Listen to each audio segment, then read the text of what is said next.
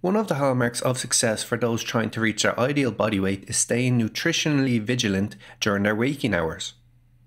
One momentary lapse in decision making at the end of the day, with their favourite fast food delivery for example, can nullify any progress made earlier through diet and exercise from a calorie standpoint. Yet, since we're only awake for approximately 2/3 of our lives, what about the calories we expend during the last third? Sleeping. This is an intriguing question as several other thought-provoking ones arise with its consideration, such as how many calories we use while sleeping, what impacts that amount, and ultimately whether it's possible to boost this number for enhanced weight loss outcomes. Well, in today's video, we will be answering each of these questions. But first, as always, please take note of our disclaimer. To begin, calculating the number of calories you burn while sleeping is actually pretty easy, although I suppose everything is when you know how to do it. Two calculations will be needed. In order to explain the first, we need to understand basal metabolic rate, or BMR, one of the four subdivisions of total daily energy expenditure, or TDEE. TDEE relates to all the calories someone burns throughout the day and night. Let's look at a graph to visualize all of its parts and how much each takes up of our overall daily energy. So TEF here at the top stands for the thermic effect of food and demonstrates the calories burned through the increase in metabolism after meals. Under TEF we have the physical activity components of your energy expenditure, with EAT representing the calories burned from exercise, and NEAT representing the calories burned from physical activity outside of exercise, so like playing with your kids, doing errands, walking around your office, and so forth. And then we have BMR. As you can see from the bottom of the graph, it takes up most of the calories used daily, with a whopping 60% by way of breathing, circulation, nutrient processing, and cell production. Therefore, by process of elimination, since we don't have meals while sleeping or get up and move around a lot unless you're an avid sleepwalker, you'd be right in thinking that the calories we burn from sleep are predominantly through BMR. Yet, keep in mind that this 60% is not a constant person by person, as some will have a higher percentage and others lower. Several factors influence your BMR, including age, sex, body composition, temperature, medical conditions, and illness. Anyway, now that we have a better grasp of what BMR is, how much it contributes to your overall energy usage, and its contributing variables, let's figure out yours using the Mifflin-St. Jean equation. For men, the equation can be seen here, and for women, it can be seen here. All you need to do is input your weight in kilos, height in centimeters, and age in years, and use BOMDAS, which you may remember from school, meaning for this equation we multiply the numbers first, then add and then subtract.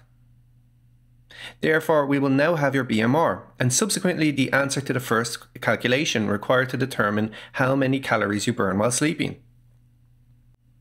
But before we do the final equation for this, it's important to point out that studies indicate that we burn 15% fewer calories while sleeping versus while awake.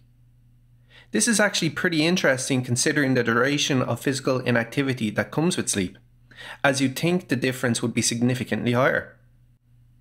One partial explanation may be that many crucial restorative functions that require additional energy, such as tissue repair and muscle growth, occur while we're asleep, as it's the optimal time since the muscles are more at ease than during the day. On a side note, if you are interested in undertaking our evidence-based and results-backed personalised Plato weight management program, please click the link in the top right-hand corner of the video or follow the link in the description. In any case, back to the final equation. So, take into account that we burn 15% fewer calories sleeping versus awake. The equation will be BMR divided by 24, multiplied by the number of hours you sleep on average, multiplied by 0.85. Then, for this equation, according to BOMDAS, we need to calculate what is in the brackets first, and then multiply after. So if your BMR is 1600, and you sleep 8 hours per night, for example, the equation would look like this. And as a result, it would mean that you burn 453 calories while asleep. Easy, right? Be aware though that weight management related equations are primarily rough estimates. It would be impossible to calculate your BMR 100% accurately. Nevertheless, when done right, these estimates are all we need most of the time. Now that that's out of the way, let's move on to the second question. How does sleep use calories? Well, as alluded to earlier, BMR variables such as breathing, circulation, nutrient processing, and cell production are the main contributors to energy expenditure while sleeping. Rapid eye movement, or REM, sleep is the phase where we burn the bulk of our calories, as this is when our brains are most active. As well as this, our heart rate and blood pressure are higher during REM sleep too. Yet, besides BMR, there are other ways whereby sleep impacts calories, although maybe not as direct. Poor sleep, for instance, is said to disrupt the balance of the endocrine system, which can lead to an altered release of the hormones that control appetite, making us more likely to consume more calories when awake the following day. Also, if we shorten our sleep duration, we will be lengthening the hours we spend awake, meaning more opportunities to eat. Suboptimal sleep will cause you to have lower energy levels the next day too, meaning less physical activity and hence fewer calories used while awake. Indeed, I guess you could also say that we use calories when we toss and turn over the course of the night too, which would fall under physical activity. But to be honest, these are negligible. All in all, in light of this information comes the answer to how we can use sleep for enhanced weight loss outcomes, which is by improving it. This is because by bettering our sleep, we can make sure our appetite hormones are being regulated at the right levels, that we have enough energy the following day to move around more and optimize our workouts, that our brain is working optimally in order to make better diet-related food choices, while simply just having less time awake, meaning fewer opportunities to intake foods that most likely aren't doing us any favours in terms of weight. So then, this leads us to what are the best ways to improve our sleep. Here are our top 6 tips to boost your sleep quality and duration. Number 1, set a consistent sleep time. This will allow your body clock to become better adjusted. If possible, you should also try sticking with this on most of your monthly weekends. Number 2, limit naps during the day and pay attention to your average sleep duration. Napping excessively makes it more difficult to get to sleep at night. Therefore, limit naps to just half an hour during the day. Also, ensure an average of 7 to 9 hours of sleep per night, as sleeping less, or even more, can result in poor quality sleep. Number 3, clear up the diet before bed. Coffees, sodas, cheese, spicy food, chocolate, and even chewing gum are all examples of items that can negatively impact sleep. Yet the timing of consumption before sleep is as important as the types of food you have in the evening. Having a heavy meal right before bed, for instance, can result in heartburn and indigestion. So being more cerebral about the types of foods you have in the evenings and keeping meals to reasonable hours is very helpful. Number 4, exercise more frequently.